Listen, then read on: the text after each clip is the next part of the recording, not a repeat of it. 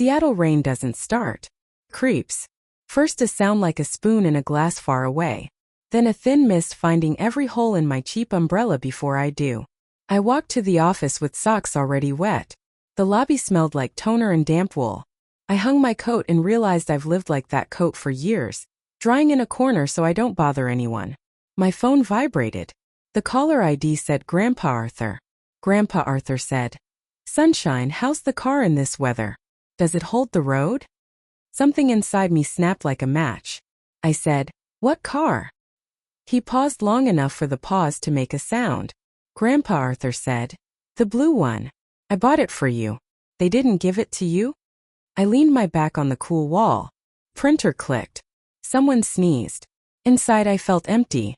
My parents had taken the car meant for me and handed it to my sister Caroline.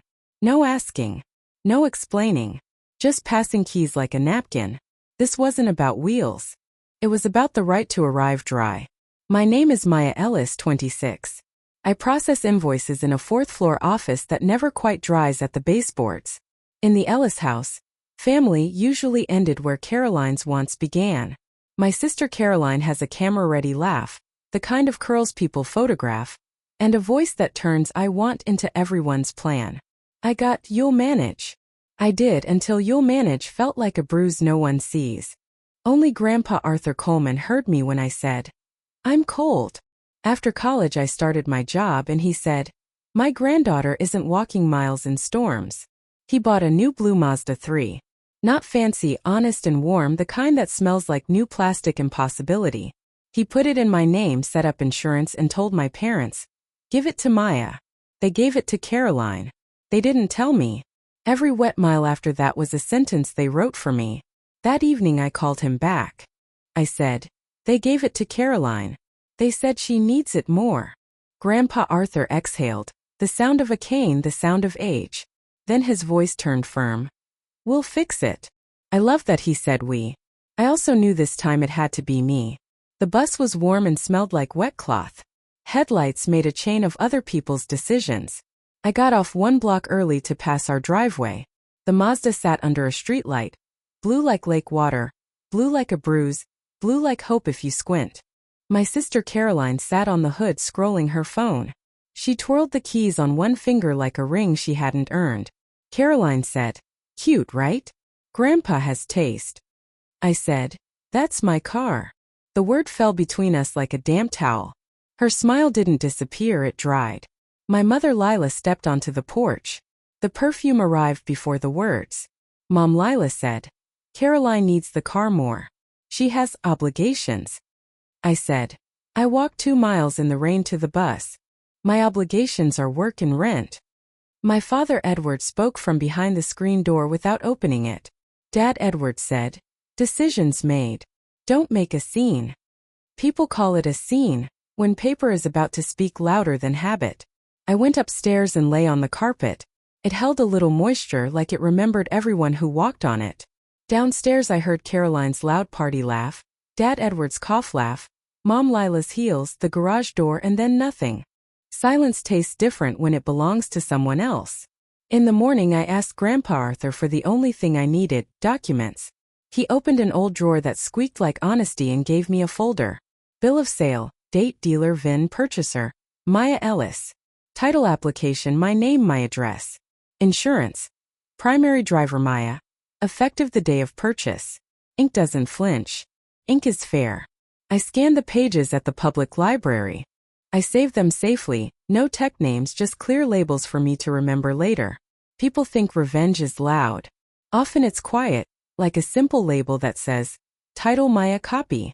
On Friday night the car wasn't on the driveway. Saturday morning it was back, dusted with glitter from a club parking lot. Caroline slept like a queen, inside a thing she didn't carry. I took the keys off the hook while the house breathed. I sat in the driver's seat and didn't start the engine. New leather keeps a little warmth. Smells like a promise you want to believe. I turned the key.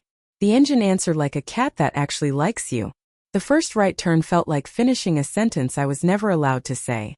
The first green light felt like a dare I finally accepted. At the grocery store I parked far away, not to hide but to make the walk back longer. I could have kept the car then. I didn't. I chose a bigger stage. In 4 weeks our company had a charity gala at a waterfront hotel. Red carpet. Cameras. A step-and-repeat backdrop. Caroline spoke about it like Can. She wanted my boss's son to notice her philanthropy. She planned to arrive in her blue Mazda. Perfect. I set simple reminders. Call the DMV. Ask Grandpa Arthur for a confirmation note. Photograph the VIN, print copies. Keep originals flat and unstapled. Paper is picky. Respect it and it respects you. At dinner Mom Lila praised Caroline for work ethic because she carried a donation box to the trunk. I watched a water ring form on the table and counted how many circles I've already drawn in my head. Dad Edward asked, "You're still sulking about the car?" I said, "I'm counting." He didn't ask what I was counting. The night before the gala, Grandpa Arthur sent a message. "Proud of you. Don't raise your voice. Raise your proof." I saved it in a safe place. It wasn't a court case yet. It felt like one when I wrote the word case. Morning turned the bay into sheet metal. I wore a dress I paid off in 3 small payments. I arrived early and parked the Mazda right by the entrance so the cameras would trip over the hood. The valet nodded like a witness ready to testify. Caroline's laughter arrived before she did. Mom Lila's perfume followed like a prologue. Dad Edward's joke missed the landing. My sister saw me. She saw the car. She saw the folder in my hand. My sister Caroline said, "What are you doing next to my Mazda?" I said, "Reading. People love spectacle. I love lines on paper." I placed the bill of sale on the hood in a clear sleeve. Water rolled off the plastic without touching the signature. Mom Lila said, "Don't set that on the car." I said, "Why? It's my car." Dad Edward hovered at the curb like a man guarding a story. Dad Edward said, "Grandpa meant family use." I said, "Then why doesn't the owner line say family?" Silence changed shape. It became something you can quote. My boss, Mr. Harrington, stepped closer.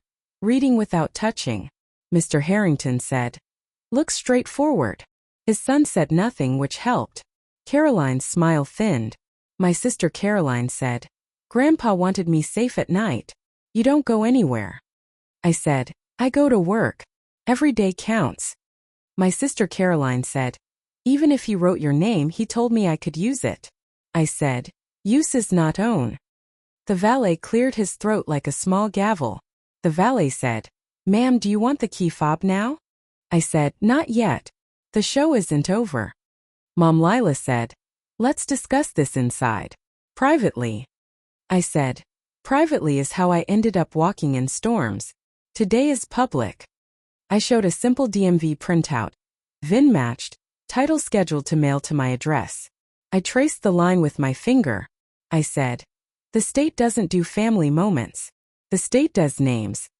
Dad Edward reached toward the sleeve, then stopped. Mr. Harrington told the valet, "Call security so the lane stays clear." My sister Caroline laughed too loud. My sister Caroline said, "You're humiliating yourself over a car." I said, "Not over a car. Over the right to have dry shoulders." I tapped my phone. I said, "Grandpa, you're on speaker. We're at the entrance. By the blue Mazda." Grandpa Arthur said, "You showed the bill of sale with your name?" I said, "Yes." Grandpa Arthur said, "Apologize to Mr. Harrington for the noise. Tell the valet I'll pay for detailing. And tell Caroline to give my granddaughter the keys I bought for her." The air learned a new silence, the kind furniture makes. My sister Caroline didn't move. Grandpa Arthur said one word the way he said it when I was 7 and forgot to look both ways. "Keys." My sister Caroline dropped the keys into my palm like they were hot. Metal hit skin. Small. Cold. Undeniable. I said, "Thank you." To everyone and no one. I could have driven away. I didn't. I signed the guest book and realized the easy part was done. Tomorrow would be flags, duplicate title attempts, and fast transfers. I would need to love paper as much as I love the road. That's tomorrow. Tonight I stood in the lobby mirror and checked for anger. I saw only arithmetic. Add what's mine. Subtract what they took. Balance to 0. A message lit my screen. "Proud of you. Don't staple originals. A." I smiled and set the phone face down. Cameras like people who look at cameras. I like doors that open because a name matches the list. When the program ended, I stepped outside. The Mazda waited first in line, nose toward a dry road. Dad Edward said, "Enjoy your little victory." I said, "It isn't little. It has 4 doors." Mom Lila tried her favorite tone, moral authority, with a crack. Mom Lila said, "This could have been handled privately." I said, "I tried." I walked. I opened the door. Warm leather breathed back. I turned once more. I said, "That was the easy part. Tomorrow I file the title. Then we'll talk about the other things you managed." Mom Lila said too fast. "What other things?" Paper loves that question. I sat. The engine recognized my name. Rain softened from needles to mist. Red lights stitched a path home and I followed it. Steady, quiet in what's mine. The valet canopy dripped in rhythm with camera flashes. Photographers always find tension first. I held my folder so people could see it. My sister Caroline said, "What are you doing next to my Mazda?" I said, "I'm reading." Mom Lila came closer. Mom Lila said, "Don't make a scene." I said, "The scene started when you handed off my keys without me." Mr. Harrington, my boss, stepped to the rope. His son stood behind him. Mr. Harrington said, "Everything all right?" My sister Caroline gave the room her camera smile. My sister Caroline said, "Family moment." My sister is just confused. Good. Call me confused. Then let paper translate. I opened the folder. I set the bill of sale on the hood inside a clear sleeve. Drops rolled off the plastic and never touched the signature. I said, "Purchaser Maya Ellis." I showed the title application. I said, "Name Maya Ellis. Address mine." I showed the insurance. I said, "Primary driver, Maya, active since the purchase date." Dad Edward hovered at the curb like someone guarding a story. Dad Edward said, "Grandpa meant family use." I said, "Then why doesn't the owner line say family?" Mr. Harrington leaned in, reading without touching. Mr. Harrington said, "Looks straightforward." His son stayed quiet. That helped. My sister Caroline said, "Grandpa wanted me safe at night. You don't go anywhere." I said, "I go to work.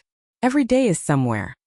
My sister Caroline said, "He told me I could use it." I said, "Use is not own." The valet cleared his throat like a small gavel.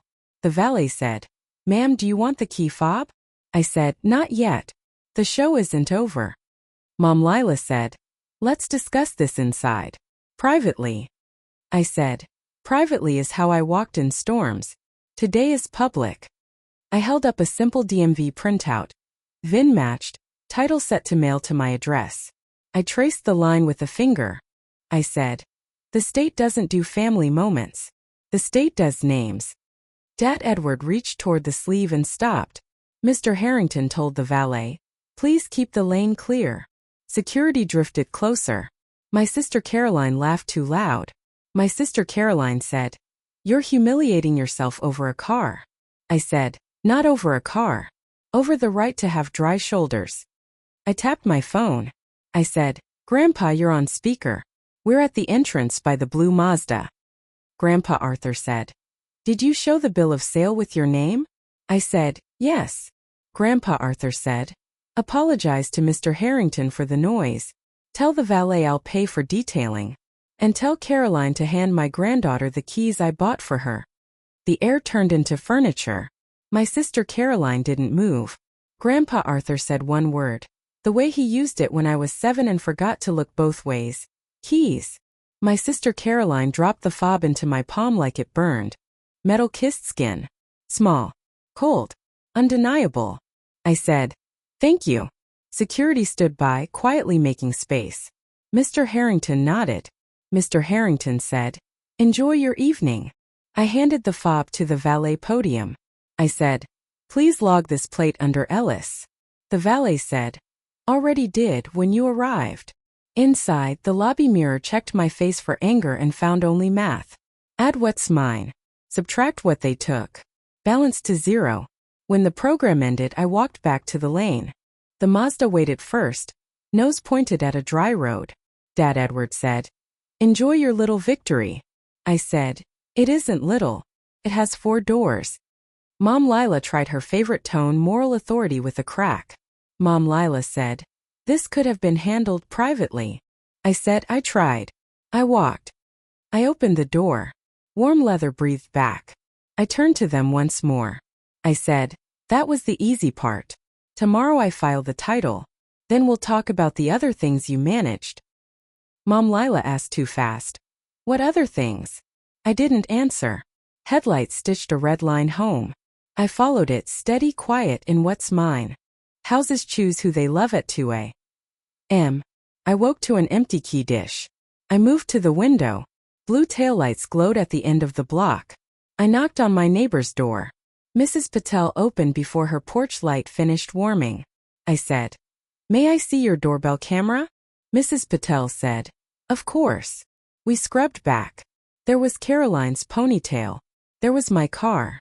There was my sister sitting in my seat. I called the non-emergency line. The operator sounded like a librarian. The operator said, "Civil until it isn't. File the report. Don't chase." They gave me a report number. I sent it to Grandpa Arthur. I wrote to my sister, "Return the car." My sister Caroline didn't answer. Morning brought an email from the DMV. Duplicate title requested. In-person verification required. Even with a flag people try.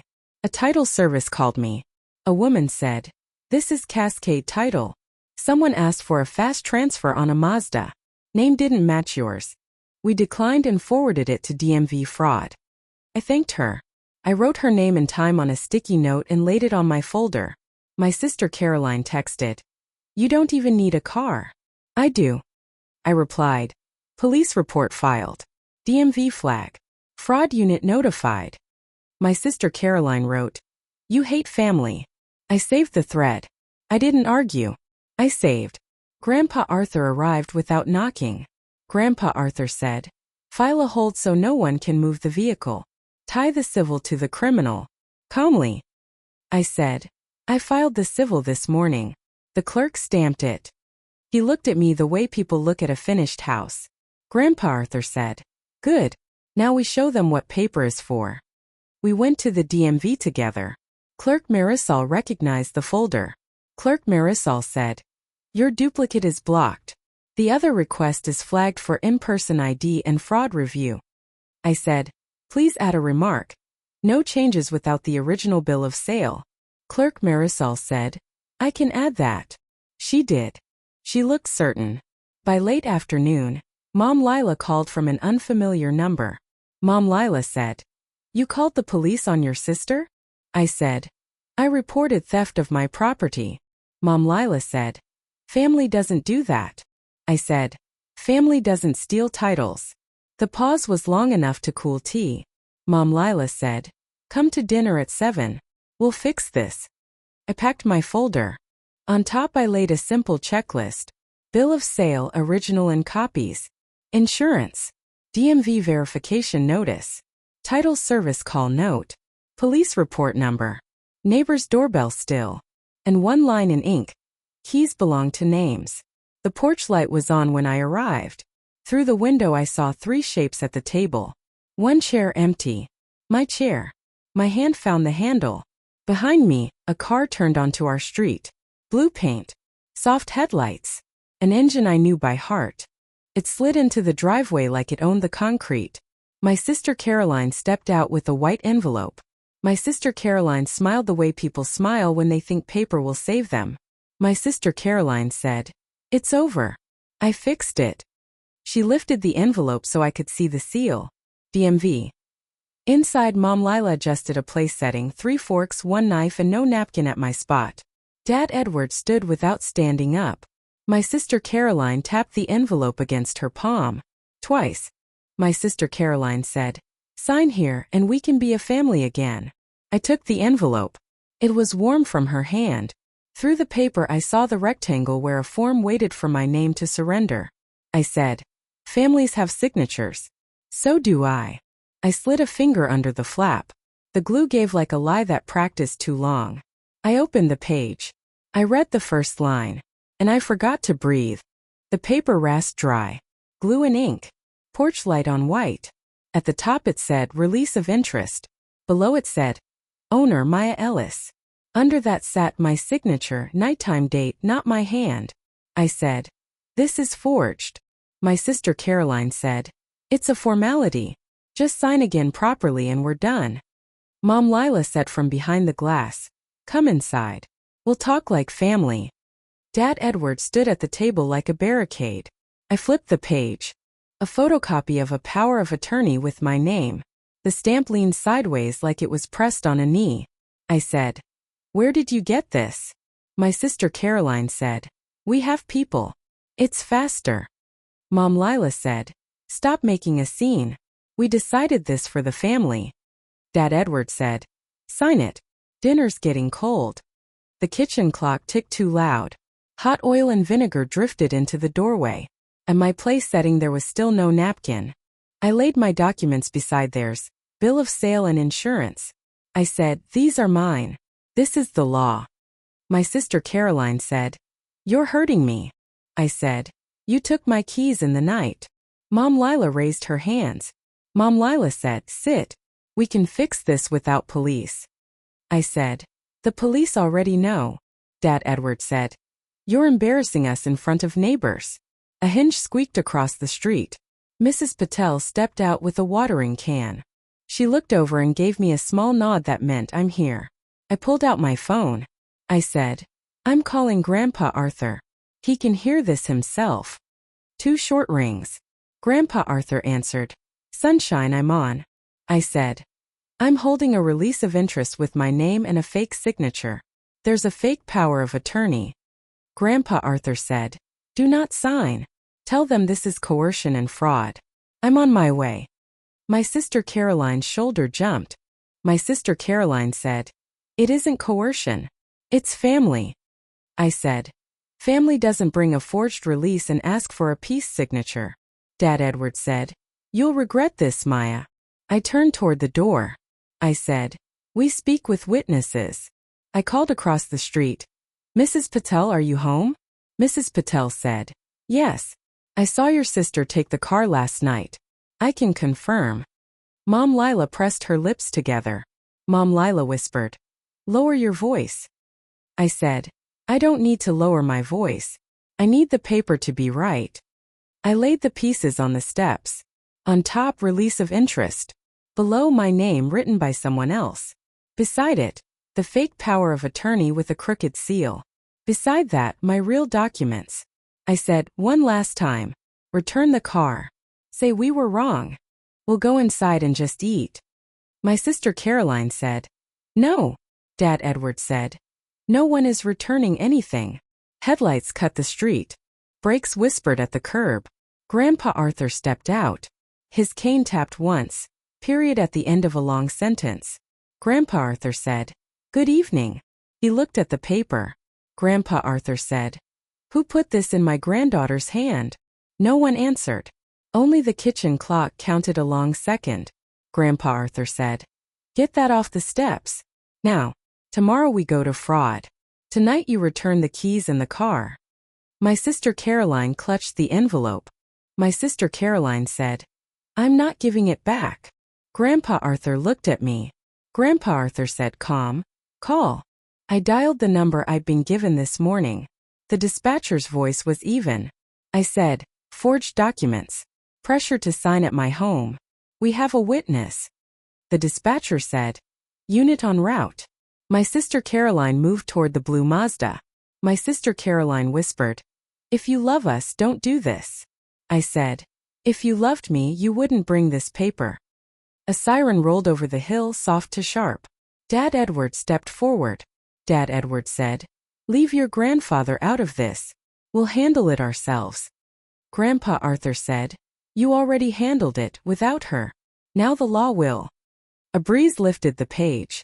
The release of interest rose and settled like it wanted to leave on its own. I took a pen. I wrote at the bottom, Signature not mine reported. I said, For the record. Mom Lila said, You've lost your mind. Red and blue splashed in the window glass. A neighbor's curtain shifted. The patrol car stopped at the curb. A door shut short and clear. An officer climbed the steps. The officer said, Who made the call? I raised my hand. I said, I did. I'm Maya Ellis. These are my documents. That one is not. The officer nodded. The officer said, all right. Let's go one at a time. Slowly. My sister Caroline hugged the envelope tighter. My sister Caroline said, barely above air, you're breaking this family. I looked at my documents. I said, I'm protecting my name. The officer opened a small notebook. Grandpa Arthur's cane shifted left once. The kitchen clock completed another circle. The officer said, we'll start with the person who wrote that signature. And the house finally learned what silence really is. The officer's pen hovered over the small block of blank paper the way a dragonfly hovers over still water, and even the porch light seemed to hum on a lower note, because nights like this learn how to listen. He asked for my name and I said, Maya Ellis, out loud and steady, so the syllables could stand where my forged line tried to stand in my place. Then he asked who else was present and I placed everyone like chess pieces you can finally name. My sister Caroline, Mom Lila, Dad Edward, Grandpa Arthur, and across the street Mrs. Patel, whose porch light made a little halo around the watering can in her hand. The officer looked at the release of interest form as if it might answer by itself, and he asked not unkindly, is this your signature? And I said, no it is not, while Grandpa Arthur added with that calm that turns a sentence into timber, she never signed that. And Dad Edward tried the old door. We're handling this as a family, only to hear the latch click from the other side when the officer said evenly, you called me. We'll handle it correctly. He turned to my sister Caroline the way people turn to a page they've been warned about, and he asked, did you prepare or bring this document? And my sister gave the porch step a long stare before she said, a friend helped. It's just paperwork, and when the officer asked for a name she said, he's not available, like availability were a virtue that could float a forgery. Mom Lila touched the officer's sleeve as if you can tune a person like a lamp and she said, we want peace, if she signs we eat and talk. But the officer shifted his arm away and said the sentence that pulled the rug back into place, no one signs anything tonight. He lifted the copy of the power of attorney, and the notary stamp slouched under the porch light like a drunk button and he asked, who notarized this? And Dad Edward reached for a fog that wasn't there. A contact, and the officer said crisp, name and phone, and the silence that fell was the kind that rings, a silver bowl struck and held. Across the street Mrs. Patel took 2 careful steps forward and said, I saw Caroline take the car at 2 in the morning. My camera recorded her face and the plate. I can email it. And the officer nodded with the relief of a person who likes facts. Thank you. That helps. Grandpa Arthur pointed his cane toward the Mazda like a conductor finding the downbeat and said, return the car to Maya. Now. My sister hugged the envelope to her chest and said with that small mean tremble that wants to be a plea, she doesn't even need it. And I answered the way you answer a mirror. I need my name to mean something. The officer looked at me, asked, do you want the vehicle back tonight? And I said, yes. And he turned to my sister Caroline with a voice that made room for only one answer, keys. And when she didn't move he said it again lower, now, and Dad Edward stepped in with a hand and a officer we can. That never got finished because the officer cut it off with no sir. You cannot. The fob slid into my palm, metal that remembered the shape of me, and the officer said, vehicle goes to Maya. The questionable documents come with me as evidence. No one pressures anyone to sign. Understood? Mom Lila said, understood. Like a word that fits but tastes wrong. And the officer waited until Dad Edward swallowed pride enough to add his own understood. He slipped the forged papers into a clear sleeve, wrote a number in the corner, and the porch light flickered once and chose to keep going. He told me to keep my originals flat and clean, to photograph the vehicle tonight, VIN-locks, and to park where I could see it, and I said yes, because obedience to sense is a luxury you earn. I walked to the Mazda and smoothed my hand over the cool blue, a temperature between lake and metal, took photos of the dash and the small silver plate that never lies, and when I opened the door the dome light rose like a quiet witness. Grandpa Arthur stood beside me and said, you did well, and I told him the truth my body was broadcasting, I feel shaky, and he said the sentence I wanted to keep in my pocket, shaky isn't weak, it's your body remembering it won't drown. Behind us the voices shifted their costumes, my sister Caroline hissed, you broke us, Mom Lila tried. We were trying to help. And Dad Edward let his jaw speak the language of refusal so I didn't have to translate it. The officer came back to the steps with his notebook closed like the end of a chapter and said, "You'll each receive a case number. Fraud will contact you. Do not contact one another tonight except through me." Then looked at me again.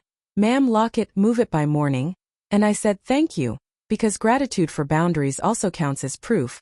His car eased away, blue and red smearing once across the window, and what the night left us with was 3 people on a porch, 1 car in a drive, and me between them holding keys the way a person holds a line she will not cross. My sister Caroline tried one more door with a voice that had learned nothing. "Sign tomorrow? I'll make it easy," and I said, "No," and she told me, "You'll regret this," and I said the truest line of the week, "I regret walking in storms." Grandpa Arthur tapped his cane once, period, and Mom Lila folded her arms and said, "Fine. Eat with us anyway." And I looked through the glass at the table where my place still had no napkin and said, "Not tonight." I drove the Mazda to my apartment and parked under the one street lamp that never dies, locked the steering wheel, slid the fob under my pillow because sometimes a heartbeat you can choose is the only one you trust, and sleep came in narrow bands between small noises, pipes settling, tires on distant wet roads, pages turning inside my head like a metronome set to count. Morning pulled a pale sheet over the sky and I made coffee that tasted like resolve, laid out my papers, the bill of sale, the title application, the insurance, the officer's card, a note from Mrs. Patel that she would testify, and my phone rang with a voice that introduced itself as Anna from DMV Fraud, asking if I could come at 10 with originals and any witness statements, and I said yes, and texted clerk Marisol to ask if I could stop by after to add remarks, and she sent back a short promise, "I'll be here." At 9:42 I locked my door with my folder tucked against my ribs like a second spine and my keys in the other hand because balance is also a choice.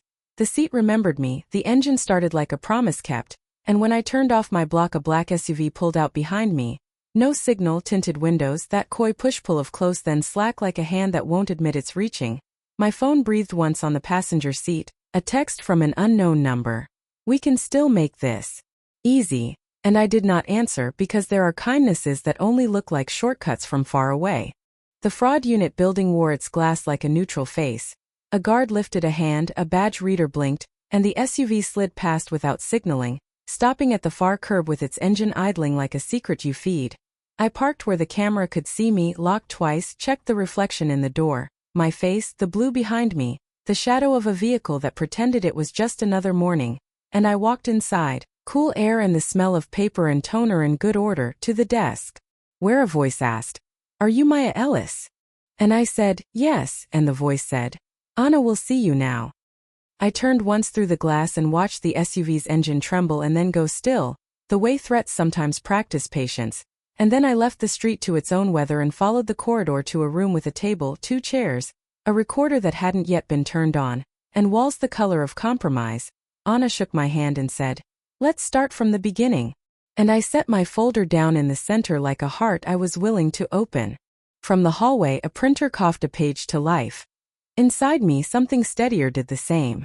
And when Anna said, "Tell me who brought that paper to your door," I realized the morning had finally given me a voice that didn't shake. The room Anna led me into had the kind of air that smells like paper wants to be believed. Toner, cooled coffee. A whisper from the vent that made the blinds tremble. The table was bare on purpose. Anna set a small recorder in the center the way doctors set instruments they trust, and she said, "State your name for the record," and I said, "Maya Ellis," letting each syllable land because today names were the only furniture that wouldn't get moved. Anna said, "From the beginning," and I watched my hands open the folder as if it were a chest I was finally allowed to unlock. I gave her the night rain, the valet lights, the hood as a display case, my sister Caroline saying my Mazda, Mom Lila offering privately, Dad Edward guarding his version like a door that sticks, Grandpa Arthur on speaker saying keys, the way a man says stop to traffic and means it. I gave her the 2A.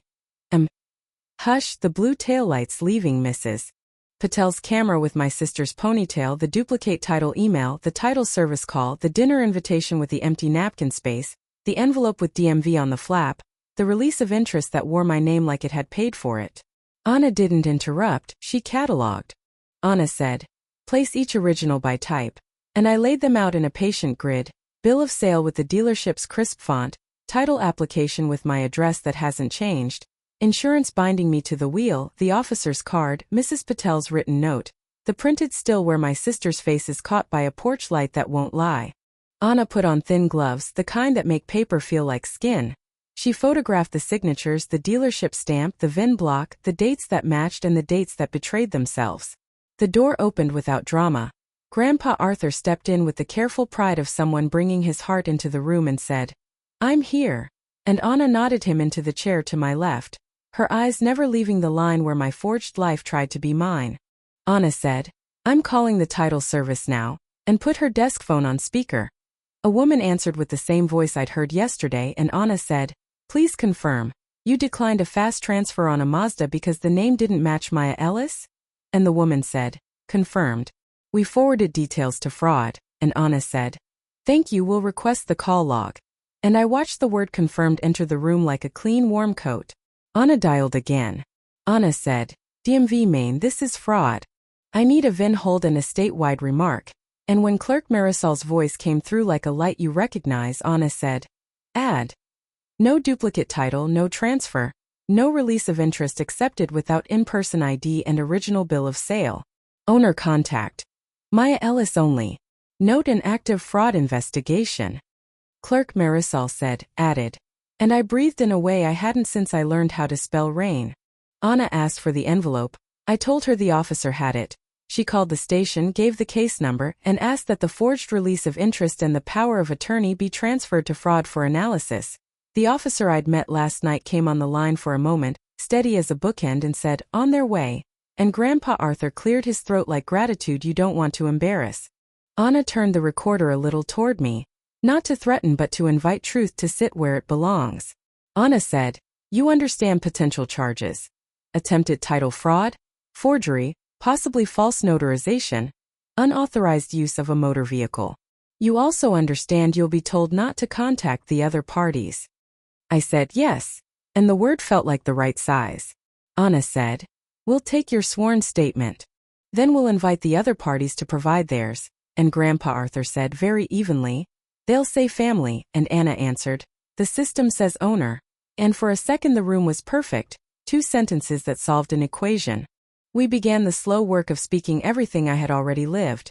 The date, the address, the moment smells became evidence, oil, vinegar, glue. The way my sister Caroline tapped the envelope twice to teach the porch who was supposed to listen. The missing napkin shaped like a verdict. The siren that arrived without shouting. Anna asked for exact wording where my memory was sharp, and I gave it to her. Where it wasn't, I said, "I don't know." Because today honesty was also a document. When we finished, Anna slid a short sheet across. My statement printed clean and waiting for ink, and Anna said, "Read once. Sign once." And I did, slow enough to feel each letter anchor. And when my pen lifted, Grandpa Arthur put his hand over mine without covering it and said, "Good. Like a man speaking to a bridge that finally holds." Anna said, "2 more things." And her tone shifted into the part of the procedure that watches the door. 1. There was a black SUV outside. "Did you notice?" I said, "Yes," and told her about the no-signal mirroring drive, the idol across the curb, the text that tasted like a dare. "We can still make this easy." Anna asked, "May I see the number?" And I held the screen so the digits lived under the same lights as my name. Anna wrote them down, then nodded at Grandpa Arthur. "After we finish here, you don't drive alone. Straight to the DMV window for your remark receipt. Then home. If the SUV follows, call. Don't engage." Anna said, 2. We'll invite Caroline to come in this afternoon for an interview. If she declines, we proceed without her. If she appears with the notary, we'll take copies of the seal and commission. If the commission doesn't exist, we refer the stamp to the Secretary of State. Grandpa Arthur said, "I'll be present," and Anna said, "You may wait in the lobby. Rules, even kind ones, have edges." I was grateful for them. We stood. Anna gathered the photograph copies into a folder that looked like it had never lost a fight and said, "Last advice. No texting them, no replying, no doorstep conversations. If they show up at your work, call us and the police. Keep the car where cameras see it. If the vehicle is taken again, we impound upon recovery under the hold." I said, "Understood." And the word didn't scratch this time, it fit. The hallway smelled like floor wax and a promise to try. Grandpa Arthur and I reached the glass doors together, and the street outside looked like it had been ironed. The black SUV was still there, engine off now, windows the color of secrets. Grandpa Arthur said low, "Plate." And I said the letters quietly, handing them to memory. And when we stepped out I felt cool air lift the hair at my neck as if it wanted to warn and bless at the same time. We crossed to the Mazda. I unlocked it and heard the familiar click in all four doors like a small choir saying yes. Grandpa Arthur said, "Straight to Marisol." I nodded. We pulled out. The SUV didn't move at first, then slid into the lane a car length back, performing interest with the care of someone who thinks interest is invisible. At the DMV, Clerk Marisol met us at the counter with a glance that meant she had already done the thing she promised. Clerk Marisol said, "Here's your printout. Vin Holden remarks are live.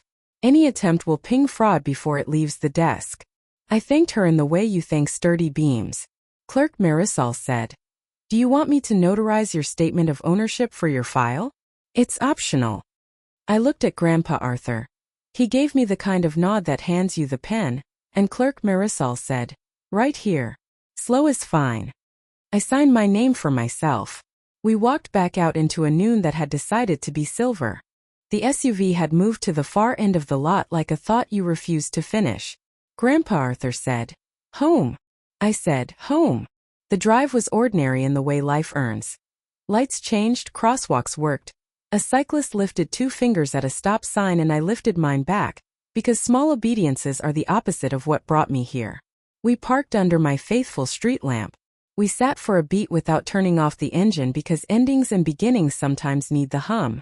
Grandpa Arthur said, "I'll sit with you until fraud calls," and I said, "You have your own day," and he said, "My day is you." It was almost too much to hold. We went upstairs. The hallway smelled faintly of someone's toast. I set the folder on my table like a living thing that needed to rest. I made tea for him and coffee for me. We didn't speak because silence finally belonged to us. My phone buzzed. An unknown number again. I braced for a threat and found a shapeholder. The message was a photo taken from street level, grainy but close. Me through the fraud office glass, my hand on the folder, blue paint behind me like a band of sky. Under it, for words, my sister Caroline wrote, "Nice office. Nice courage." A second bubble arrived before I could swallow. My sister Caroline wrote, 3 p.m. Last chance. Grandpa Arthur looked up. Grandpa Arthur said, 3 p.m. Where? I didn't have to ask. The photo knew. The SUV knew. The message didn't need an address. The kettle clicked off by itself, that tiny polite sound kettles make when they've done enough. Outside, a car door closed. Then another. Then footsteps that understood my stares. Someone knocked once, twice, like the envelope last night. Mom Lila said through the wood, very sweet, very even, "Open the door, Maya. Let's talk like family." The knock came soft, once, twice, the same rhythm my sister used on the envelope, and the hallway carried the smell of wet hallway paint and someone else's detergent, the kind of smells that pretend to be neutral until people bring their weather with them. Mom Lila spoke through the wood in that careful sweetness she saves for committees and Christmas photos. "Open the door, Maya. Let's talk like family." I didn't touch the deadbolt. I looked at Grandpa Arthur. He shook his head once, the way you say "not this time" without breaking the air. I said through the door, slow and even, "We talk through official channels only. Fraud is active. Do not return here." The peephole gave me a fisheye slice of our history. My sister Caroline in the hallway with that practiced, pitying smile. Dad Edward a half step back, carrying tension like luggage. The black SUV key fob swinging from my sister's finger as if a pendulum could hypnotize paper. My sister Caroline said louder now, 3 p.m. Maya.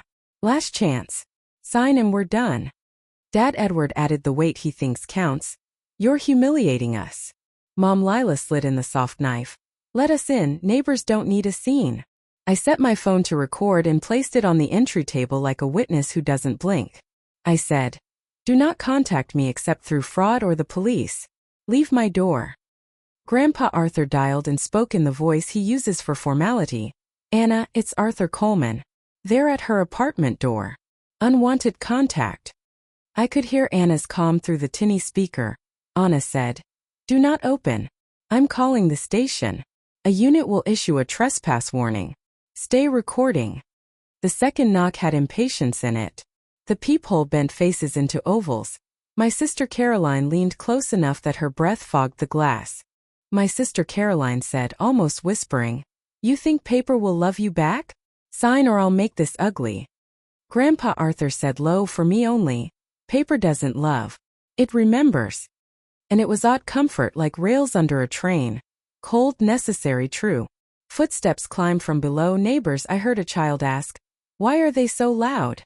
And a mother answer, "Keep walking, honey." The building absorbed their passing the way buildings do. Patient, resigned. Mom Lila changed keys in the melody. "We brought lunch. We can sit at your table." I looked at our table, where the folder lay like a living thing that needed quiet. I said, "No." Dad Edward tried law in the shape of threat. "We'll tell everyone what you did to your own sister." I said, "Tell them the truth. Tell them about the forged release." A stairwell door opened below. Steps with intention. Radios murmuring. Then closer. Calm voices, the sound a hallway makes when authority arrives. A firm knock, the kind that doesn't ask. The officer from last night stood in the frame with another officer beside him. His presence felt like the porch light turning on inside my home.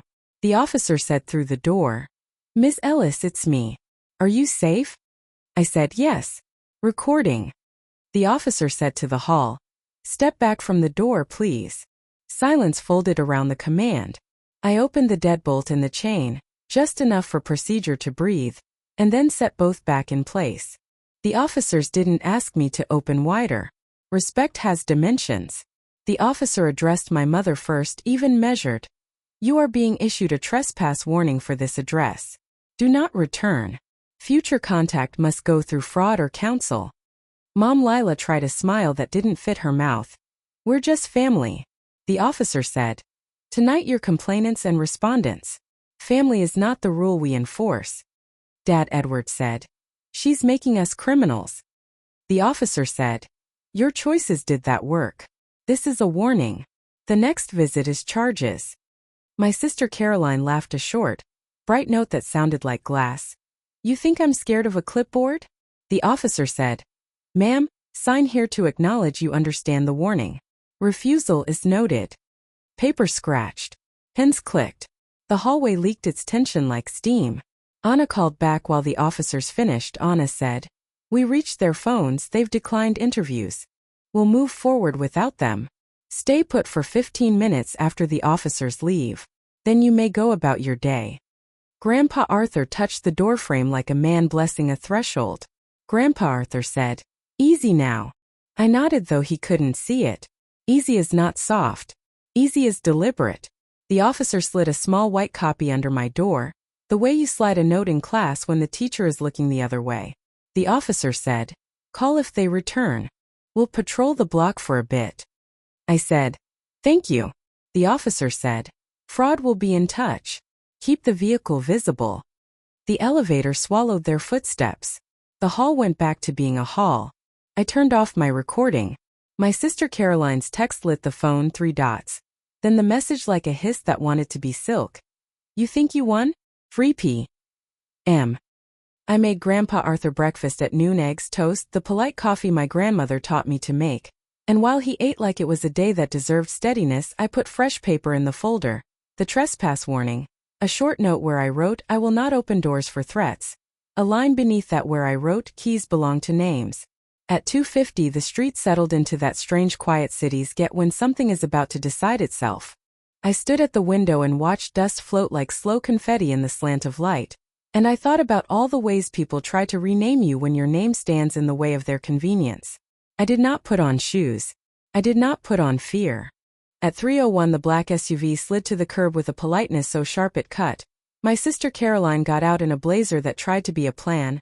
Dad Edward followed with his jaw set to the future they wanted. And a man I didn't know stepped around the hood with a briefcase and a seal stamp that flashed under the sun. His eyes doing the calculation of people who think paper is a trick you can buy. They didn't reach my door. 2 plainclothes from fraud were already at the mailbox bank, leaning like ordinary neighbors. One of them lifted a hand in greeting that was also a boundary. The plainclothes said something I couldn't hear. And the man with the briefcase looked at his shoes like they'd failed him. My sister Caroline pointed at my window and said something that made Dad Edward put a hand on her shoulder the way people do when there's nothing left but theater. Grandpa Arthur stood beside me, not touching the curtain, letting the daylight draw the line for us. Grandpa Arthur said, "You don't have to watch." I said, "I want to learn the shape of this snow." Phones went to ears. Hands went to pockets. A few minutes later the SUV left like a sigh that didn't get its way. The plainclothes watched it turn the corner, then walked back toward the fraud building like two commas returning a sentence to its order. The afternoon exhaled into ordinary. A dog barked at a delivery. Somewhere a blender promised smoothies to people with better decisions. I sat at my small table and wrote the day down because memory is also a kind of notarization. I labeled it for myself in simple language I could live with later. They came. I didn't open. The law stood where family would not. My phone buzzed with Anna's final call of the day. Anna said, "We've secured the forged forms. The notary stamp is not registered.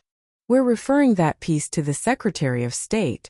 Your title will mail as scheduled. If there is any attempt to intercept, it will flag before it leaves our system." I said, "Thank you." Anna said, "Last reminder, no contact. If they text, don't reply. If they show up, call. You did everything right." Dusk cooled the blue outside into something like a bruise that finally stops being tender. Grandpa Arthur put on his coat. Grandpa Arthur said, "You're not alone in this house," and I knew he meant more than tonight. I walked him to the door, listened to the slow, steady retreat of his cane on the stairs, and then the building folded around me the way buildings do when they've decided you belong. I locked the Mazda from the window, one soft blink of hazard lights like a nod from across a room. I set the keys in the dish and the dish where I could see it from the couch, and I placed the folder on the table with the newest page on top, the ink still damp enough to catch the lamp. When the knock came again, later, quieter, a single professional tap, I looked through the peephole and saw a badge and a brown envelope with my name typed clean. The process server said, "For Ms. Maya Ellis," and slid it under like a letter from a future I could stand. Inside was the notice I didn't know I needed until I held it. A formal acknowledgement of the fraud investigation. Interviews scheduled, warnings served. I sat back, let the paper cool in my hands, and listened to the building breathe. Somewhere down the hall a neighbor laughed at a show. Somewhere above, water rushed through good pipes. My phone stayed dark. My door stayed shut. And for the first time in this whole long thing, the only signature in my home was mine. Did you enjoy the story? Tell me in the comments. Your feedback helps the channel grow. Thank you for watching.